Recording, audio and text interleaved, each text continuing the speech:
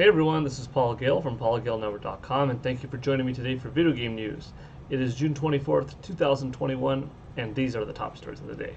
To kick things off, we've got a couple of rumors that I want to talk about. The first being from Warner Brothers Games Montreal. They're working on Gotham Knights for next generation consoles, PlayStation 5, Xbox Series X. And the game's looking good. We haven't seen it in a while, but I wouldn't be surprised if there's something new to show this summer. That would be cool. But the rumor is that they're working on another game and that it actually could be Superman.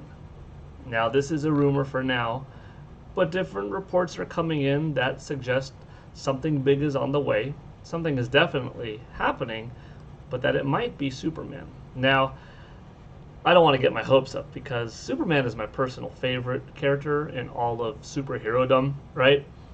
I'm a big DC fan. I'm a big Marvel fan. I love characters from both companies, X-Men, Batman, Spider-Man, Superman, and of course outside of DC and Marvel, I like Ninja Turtles, I like Spawn, I like Power Rangers. So I'm just a fan of the superhero genre in general, but Superman is my top pick as overall favorite superhero. Maybe you don't quite put Power Rangers and Ninja Turtles in there, but traditional superheroes, Superman takes the cake for me. And we haven't ever had like a fantastic Superman game. With today's technology, with how much video game design has improved in the last couple of decades, with just how much computing power, graphics processing that we have in today's machines, I can only imagine how stunning a Superman title would look like on PlayStation 5 or Xbox Series X, or potentially, a version that's a little bit less graphically intensive on Nintendo Switch, or the proposed, rumored Nintendo Switch Plus, right? Gosh, a Superman game would be terrific. I'm just reporting on this because I'm personally excited. There's really not much to go off of. Gotham Knights looks cool, that's it. But in the event that Superman does come to, I wanted to look back on today's date of June 24th and say, wow, am I glad that I reported on the news? Am I glad that I kind of kept my hype in check?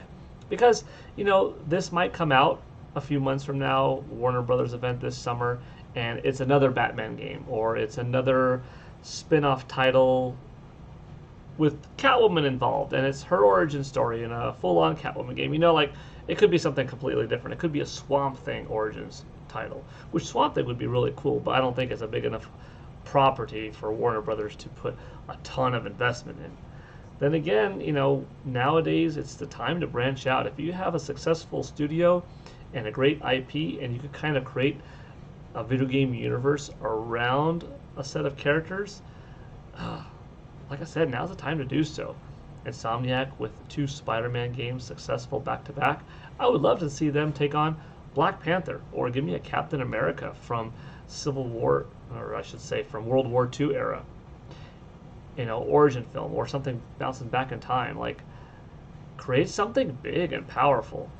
We have studios divided up because we've got Square Enix doing their thing with Avengers and Insomniac doing their own thing with Spider-Man. But if we could get some studios together to create kind of a unified universe, or even if it was Insomniac just saying, hey, we're going to do these individual stories of different Marvel characters, and Warner Brothers, between Warner Brothers Games Montreal and Rocksteady, working and doing different original superhero games, it'd be terrific.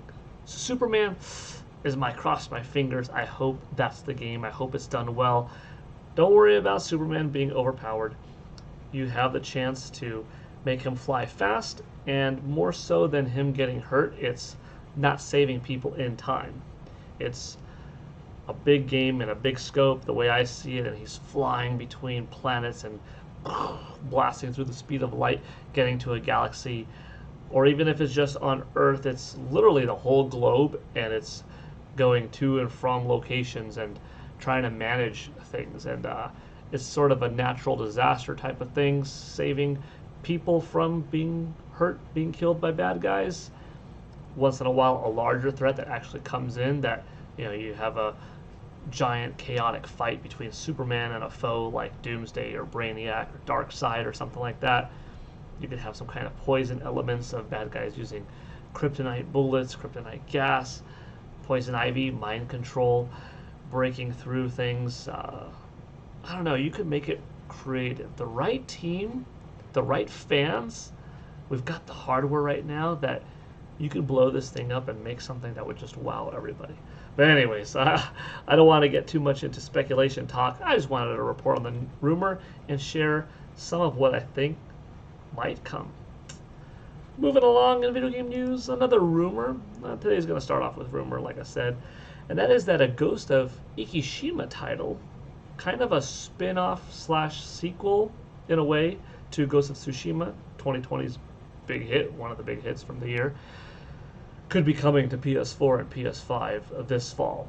This would be terrific, especially because they would save time in probably not having to develop a brand new engine from scratch and just kind of do the Breath of the Wild thing, right? You have something that you really put a lot of time into, and then you're developing the Breath of the Wild sequel, which you could just build upon and just make bigger and better in every way.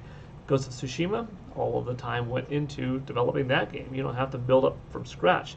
Just add to the layers from that engine, create a new story, new voice acting, some new gameplay mechanics, and have a brand new Ghost of Ikishima title. And of course, with PS5 being one of the targeted systems for this supposed title in existence that's being developed, that version should look even better, of course, than the PS4 Pro or basic PS4 version. So I'm excited for that possibility as well. Moving on, we've got one more PlayStation thing to discuss, and that is that Insomniac Games is hiring. Now, studios are always hiring. You can look on Twitter and always see, Nintendo drop something. Now hiring, or Retro Studios, or Rareware. People are hiring all the time, so this isn't particularly new, but Insomniac in particular is looking for somebody that can handle multiplayer level style games. Well, not multiplayer level, multiplayer component in their games.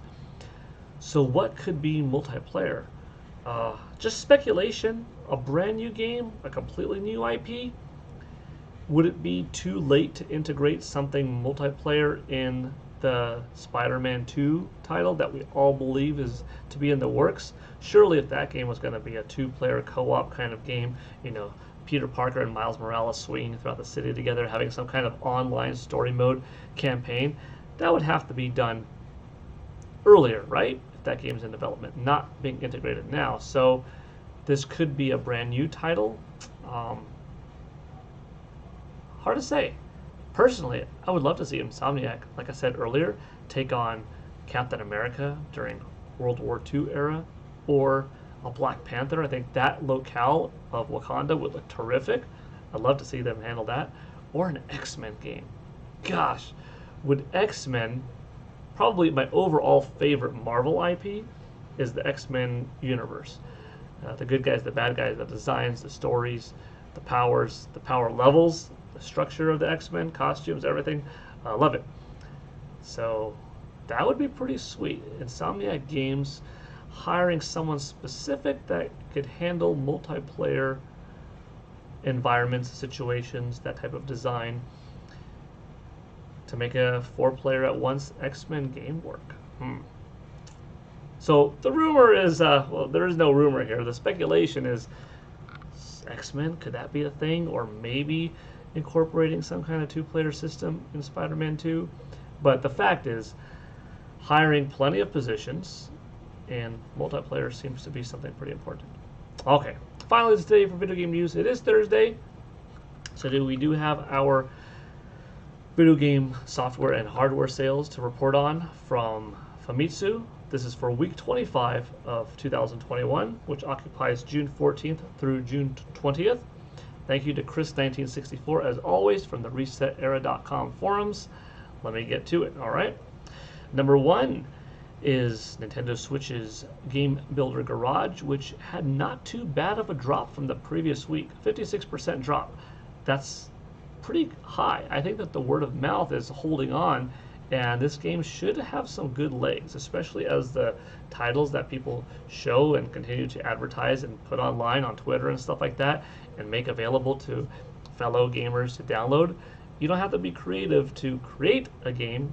You just have to be a fan of all of the different types of games that people are putting. I mean, you've got Tetris, you've got Metal Gear Solid, you've got VVVVV, and lots of creativity is coming. So perhaps Game Builder Garage will really hang in there. But for now, in its second week, it did 31,487 copies. And number 2, Ring Fit Adventure, also on Nintendo Switch with 13,005. Minecraft Nintendo Switch version came in at number 3 with 12,316 copies sold. And number 4, Miitopia with 12,184. Number 5, Momotaro Dentetsu with 10,393 copies. Number 6, Mario Kart 8 Deluxe with 8,957 copies sold. Number 7, Monster Hunter Rise for Nintendo Switch with 7,787. Number 8, Super Mario 3D World plus Bowser's Fury with 7,732. Number 9, Super Smash Bros. Ultimate with 6,656. And at number 10, actually went up this week by 10%, pretty cool. Hanging in there, Animal Crossing New Horizons with 6,094 copies sold. It's a full Nintendo week, complete Nintendo domination. You know, last week we had a split of 6 Nintendo Switch games, 2 PlayStation 4 games, 2 PlayStation 5 games. This is just a top 10 of Nintendo Switch, despite it being a top 10 chart that could show anyone that makes it in. Nothing groundbreaking in terms of just that one blockbuster title dominating. But next week, which is tomorrow, so from tomorrow through the following week, we'll see how Mario Golf does on Nintendo Switch. It'll have 2.5 days, 3 days or so of sales for the next week's charts, but I expect that to be number 1. And finally, on the hardware side of things, we have Nintendo Switch at number 1 with 75,077 units sold, down slightly by 3,000 from last week, down slightly by 3,000 from last year, but still very up there. PS5 down 4,000 from last week, 15,346 total. Xbox Series continuing to go up. It went 1,000, 2,000, now 3,684 for this week. We heard that Microsoft is doing better in Japan. It would be awesome if next week we get like another 4,400 for the Xbox Series brand of consoles. I sure hope so. PlayStation 4 at number 4 with 667 units, and Nintendo's 3DS at number 5 with 481 units sold. That's the week. Nothing crazy. No systems sold 100,000 plus. But Nintendo Switch at number 1 yet again. It's just not stopping and not having any signs of slowing down. Next week, probably with Mario Golf, it'll be 90,000 territory if Nintendo could pump that many out. Game Builder seems to be doing well. So overall, pretty good. Hopefully, we see some PS5 growth and some continued Xbox Series S and X growth. That's going to do it today for Video Game News with Paul Gale Network. Thank you for watching. Hope you all have a good one, and I'll see you next time.